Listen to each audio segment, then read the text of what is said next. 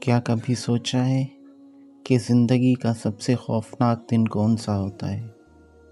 وہ دن جب سورج تو نکلتا ہے مگر روشنی بجھ جاتی ہے، جب ہوا چلتی ہے مگر سانس رک سی جاتی ہے، وہ دن جب ماں چلی جاتی ہے اور انسان چاہ کر بھی ویسا نہیں رہتا۔ ماں کے جانے کے بعد احساس ہوتا ہے دنیا کی ہر آواز سنی جا سکتی ہے، مگر وہ ایک بیٹا یا بیٹی کہنے والی آواز پوری زندگی پھر نہیں سنائی دیتی۔ گھر وہی رہتا ہے مگر چائے میں ذائقہ نہیں آتا، کھانے میں خوشبو نہیں رہتی، اور راتیں اتنی لمبی لگتی ہیں کہ نیند بھی رو رو کے سو جاتی ہے۔ ماں کے بغیر وقت چلتا تو ہے مگر مانی کھو دیتا ہے، دن گزر جاتے ہیں مگر زندگی رک جاتی ہے۔ یاد آتا ہے جب وہ ڈانٹتی تھی، جب زبردستی کھلاتی تھی، جب چپ کراتی تھی اور ہم سوچتے تھے کہ وہ پریشان کرتی ہے، پر آج سمجھ آتا ہے وہ پریشانی نہیں تھی، وہ محبت تھی، وہ جھڑکی نہیں تھی، وہ دعا تھی۔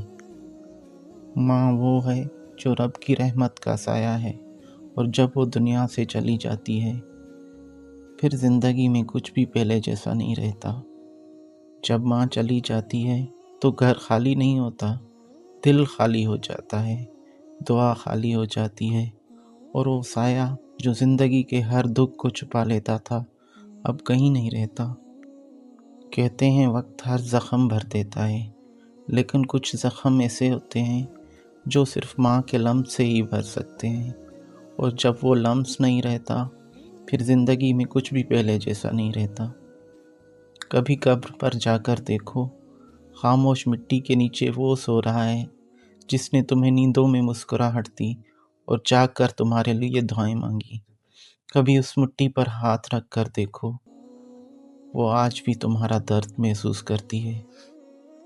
اور ہاں، اگر تمہاری ماں زندہ ہے تو اس کے قدموں کو چوم لو، اس کے ہاتھوں کو پکڑ لو، اس کے دل کو مت توڑو، کیونکہ جب وہ چلی جائے گی تو تم دعاؤں میں اس کی تلاش کرو گے اور کہو گے یا اللہ میری ماں کو واپس دے دے، مگر تب تک بہت دیر ہو چکی ہوگی۔ ماں کبھی نہیں مرتی، وہ صرف جسم سے جدا ہوتی ہے، روح بن کر، دعا بن کر، روشنی بن کر وہ ہمارے ارد گرد ہی رہتی ہے۔